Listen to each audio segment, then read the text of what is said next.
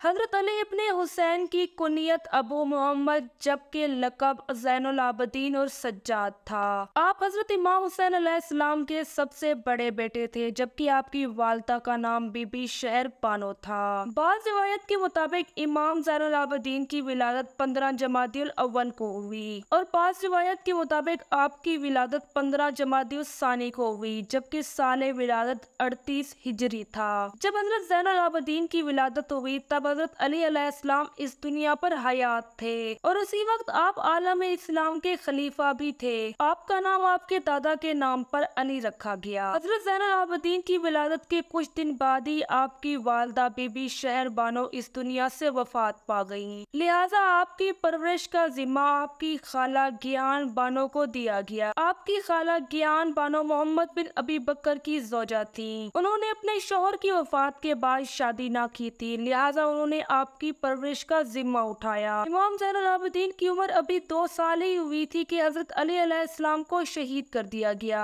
اگر آپ لوگ تاریخ پر غور کرو گے تو آپ لوگوں کو امام زین العابدین کے بارے میں یہ لکھا ہوا ضرور ملے گا کہ امام زین العابدین کا زہد و تقویٰ بہت ہی مشہور تھا۔ جیسے ہی آپ نماز کے لیے وضو کرنے جاتے تو آپ کا رنگ زرد پڑ جاتا تھا۔ کسی نے جب ان سے پوچھا کہ آپ کے ساتھ ایسا کیوں ہوتا ہے تو انہوں نے ارشاد فرمایا، میرا تصور کامل میرے خالق کی طرف ہوتا ہے اور یہی وجہ ہے کہ میرا رنگ زرد پڑ جاتا ہے۔ حضرت زین العابدین اس قدر عبادت گزار تھے کہ نماز پڑھتے پڑھتے ان کے پاؤں سوج جاتے تھے اور یہی وجہ تھی کہ پوری رات عبادت کرنے کی وجہ سے آپ کا رنگ بھی زرد پڑ جاتا تھا۔ امام زین العابدین انتہائی عبادت گزار تھے اور یہی وجہ تھی کہ نماز کے اندر لمبے لمبے سجدے کی وجہ سے آپ کے اوپر لرزہ طاری ہو جاتا تھا اور یہی وجہ تھی کہ لوگوں نے آپ کو امام سجاد کا لقب دیا تھا۔ ایک دفعہ ایک شخص نے آپ کے سامنے کھڑے ہو کر آپ کی برائی کی تو آپ خاموش رہے۔ جب اس شخص نے آپ سے کہا کہ امام زین العابدین میں آپ سے مخاطب ہوں، تو اس پر آپ نے اس شخص کو جواب دیا کہ میرے نانا حضرت محمد صلی اللہ علیہ وآلہ وسلم کا یہ بیان تھا کہ جاہلوں کی باتوں پر کان نہ دھرو اور میں اس پر ہی عمل کر رہا ہوں۔ امام زین العابدین کی شادی سن 57 ہجری میں آپ کے پیارے چچا حضرت حسن علیہ السلام کی بیٹی فاطمہ کے ساتھ ہوئی۔ حضرت زین العابدین کے 11 بیٹے اور 4 بیٹیاں تھیں۔ 11 بیٹوں میں سے سب سے زیادہ حضرت امام باقر علیہ السلام اور حضرت زید بن شہید مشہور ہیں۔ جب کوفہ والوں کے خط پر حضرت امام حسین علیہ السلام کوفہ والوں کی مدد کے لیے روانہ ہوئے تو اس وقت حضرت امام زین العابدین بھی آپ کے ہمراہ تھے۔ کربلا کے میدان میں حضرت امام زین العابدین شدید بیمار ہو گئے تھے اور یہی وجہ تھی کہ وہ کربلا کے میدان میں شہادت کے مرتبے پر فائز نہ ہو سکے، کیونکہ بیماری کی حالت میں حضرت امام زین العابدین لڑائی نہیں لڑ سکتے تھے۔ جب 10 محرم الحرام کو تمام صحابہ کرام کو شہید کر دیا گیا اور حضرت امام حسین علیہ السلام کو شہید کر کے ان کا سر مبارک نوک سنا پر بلند کیا گیا، تب یزیدی فوج نے حضرت امام زین العابدین کو گرفتار کر لیا۔ تمام اہل بیت کی عورتوں کو ننگے سر اور حضرت امام زین العابدین کے سر مبارک کے اوپر زنجیریں وغیرہ ڈال کر انہیں گرفتار کر کے پہلے کوفہ لے جایا گیا، پھر کوفہ سے ہوتے ہوئے دمشق لے جایا گیا۔ جب حضرت امام زین العابدین یزید کے دربار میں پہنچے تو انہوں نے خطبہ دیا۔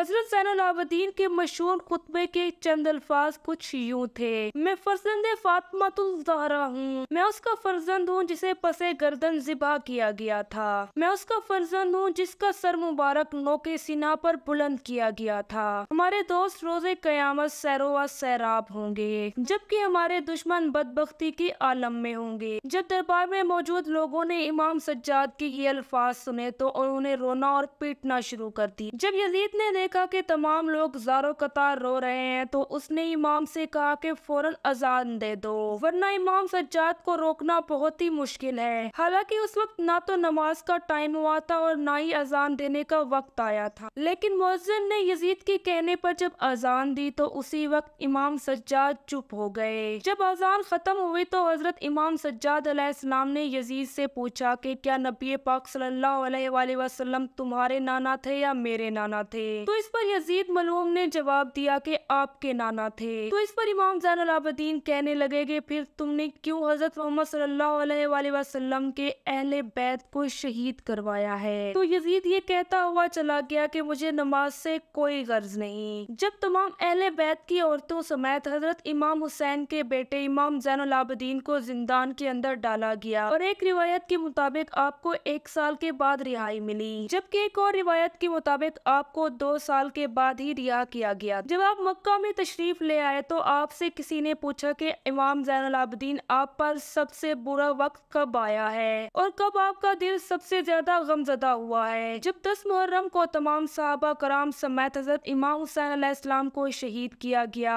और तमाम अहले बैत की औरतों को नंगे सर कूफा से शाम ले जाया गया, वो वक्त मेरे लिए सबसे ज्यादा कठिन वक्त था क्योंकि नबी ज़ादियों को बेपर्दा किया गया था। एक और रिवायत के मुताबिक जब हजरत ज़ैनुल आबिदीन मदीना तशरीफ ले आए तो वो अपने नाना हजरत मोहम्मद सल्लल्लाहु अलैहि वसल्लम के रोजे मुबारक पर गए और ज़ारो कतार रोने लगे और फरमाने लगे कि ए तमाम नबियों में सबसे अफजल नबी, ए मेरे प्यारे नाना, आपके प्यारे नवासे हजरत इमाम हुसैन अलैहिस्सलाम को शहीद कर दिया गया है और आपके अहले बैत को इस तरह गिरफ्तार किया गया है जैसे किसी की कनीजों को भी गिरफ्तार नहीं किया जाता। ए मेरे प्यारे नाना, हम पर इतने मसाइब ढाए गए कि जिन्हें हम उंगलियों पर भी नहीं गिन सकते। जब 65 हिजरी में अब्दुल मरवान तख्त नशीन हुआ तो उसने हज्जाज बिन यूसुफ को हज्जाज का गवर्नर बना दिया क्योंकि हज्जाज बिन यूसुफ ने हजरत अब्दुल्ला बिन जुबैर को कत्ल किया था और यही वजह थी कि उसने हिजाज के ऊपर कब्जा कर रखा था। हज्जाज बिन यूसुफ ही वो शख्स था जिसने काबा पर संगबारी की थी और काबा को तबाह कर दिया गया था